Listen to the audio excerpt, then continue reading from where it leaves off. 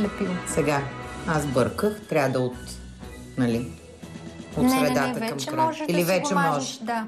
Важното е първоначалното нанасене да от средата към края.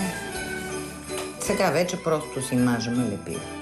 А накрая ще фиксираме ли с нещо? Или това е фикса? Не, после ще сложим фон.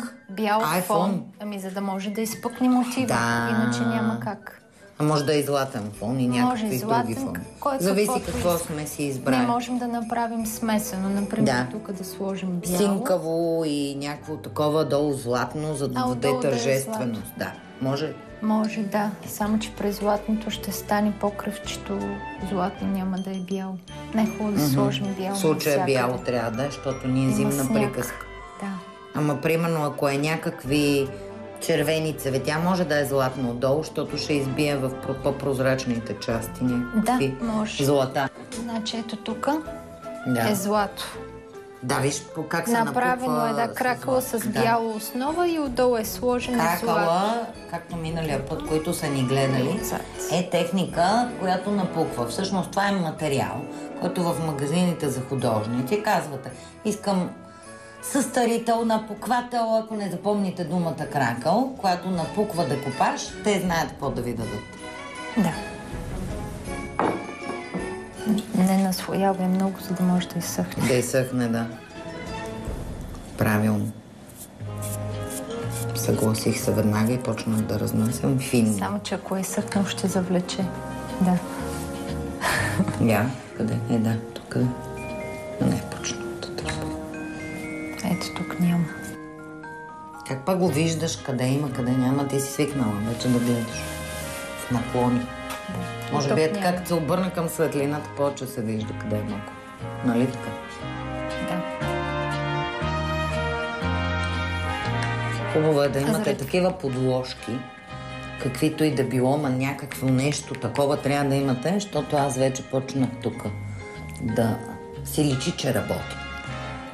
Заради това е хубаво по принцип да се действа последователно, за да следиш къде мажеш. На мене ми е силата последователността.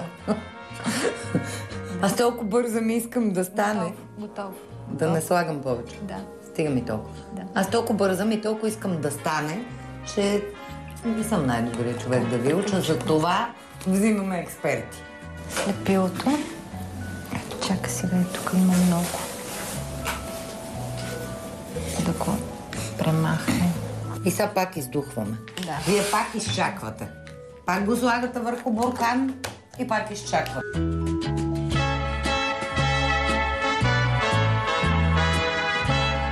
Мен, ако ме питаш, вече ми харесва. Хубаво е да се сложи фон, за да може да изпъкне мотива. Бялото. Айде, даваме бялото. Ето. Бяла боичка, латекс също може да бъде, да кажа само. Да. Или каквато е да било боя, която ви хрумне, че ви трябва за... Това може да е темперна боя. На латекс, ако имате след последен ремонт в къщи, или в случая, както при Яна, тя си е професионалист, е боя от магазин за художници, но практически може да е всякаква боя. Благодаря.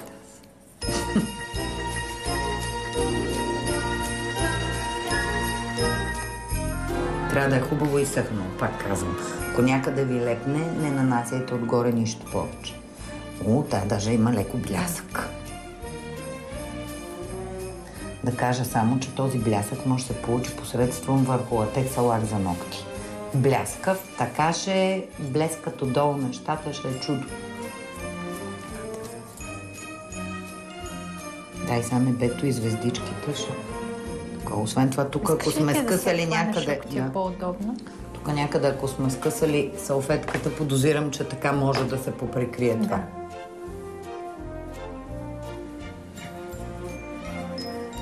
Пак трябва да се прави много бавничко, да се нанесе равномерно, да не се натрупва боята едно върху друго. Тя съхне бързо трябва. Тази бързо ли се? Тук не е необходимо часове, значи. Но все пак трябва да е абсолютно изсъхнала, за да се почне финализирането. Аз какво ще финализирам? Ще сложим накрая една друга боичка, защото върху това? Да, защото е хубаво да си има гръбче, смисъл, ако дорисуваме или правиме някакви други неща отзад. Мене и така ме задоволява естетския вариант, но Яна твърди, че... Трябва да има завършен Яна, вид. както винаги. Аз съм готова да не ги доизкусуря нещата, но факт е, че трябва. Задоволени ли са професионалните ти потребности?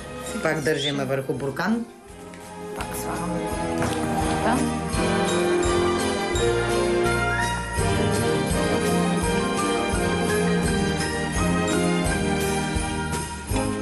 Така, изсъхна боята, която слагаме, за да има контраст. Няма да показвам готовото. И сега Яна твърди, че за да има истински така вид на нещо, което да не си личи, че сами сте си го правили, а да има търговски вид, трябва да сложим гръбче. Слагаме гръбче. То може да е с боя по избор и по ваш вкус. Ние ще ползваме, защото е все пак коледно, ще ползваме златиста боичка. След което трябва да слагаме лак, нали така? Преди това трябва с шкурка, която... Като изсъхне гърба. Като изсъхне гърба, по принцип нанасяме 2-3 слоя от гръбчето, за да може хубаво да няма стане да имаме време. Да. Се минава с финна шкурка, тези неравности да се заравнят, да стане гладко, идеално гладко. И тогава вече накрая финализираме с лак. А лак какъв трябва да е в случая? Аз съм чувала за декупаж. Аз примерно съм ползвала за табли, за вратички, за шкафове, яхтени лакове разни. Ти какво ползваш? И в този случай не е много препоръчително такъв тип лак, защото той е вреден. Да. Хубаво е да се ползват за декупаж лак. Да, те са си безвредни, тъй като ще консумираме в тях. Да, предвижда се, че има утилитарна функция нашата чиния, не само украсително, но ако ще ползвате чинията само така за украса над камината, примерно, общо взето и яхтен лак или всякакъв вид лак ви върши работа, просто за да се финализира. И той се ползва само от задната страна. Тук стъклото, тъй като нищо не сме правили, няма смисъл.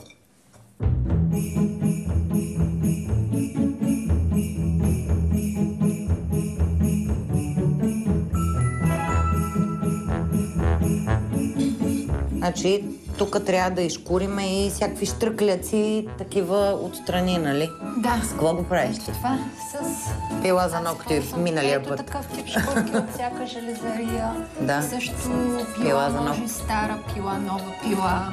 Какво правиш? Тук тия неща, или? По този начин. Надолу. А, надолу. Добре. Да, за да може ето така да стане идеално гладко и чисто. Ръбчето, да. Ето както се вижда салфетката. Да. Тук. Не така. Пак сбърках. По-отриви. На другата страна. Да. Хоп, хоп, хоп, хоп, хоп. Ето как се изчисти. И по същия начин тук отзад за тия, ако ви дразнат, мен не ме дразнат. Да се по същия начин се зашкурят. Да. И накрая завършваме с лак. Какво? Лака вече е ясно. Декупажен лак, оставата да изсъхне много хубаво.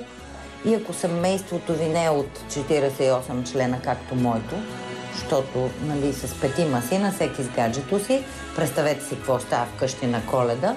Реално можете, ако са до 3, 4, 5 човека, вие можете различни чинии на всеки коледни да направите такива и ще е голям кеф. Аз ще се спра до ниво украса за стена с една такава чинийка. И много е хубаво. Просто е чудо на чудесата. Аз съм много доволна от това, което сътворихме. Ако е за подарък, може от тази страна да се сложи с тампон като пракч. Може да покажем. Какво да направиш? Искаш? Така? Тампон. Какво искаш да взимаме направиш? малко от същата боя. Да. И правиме така.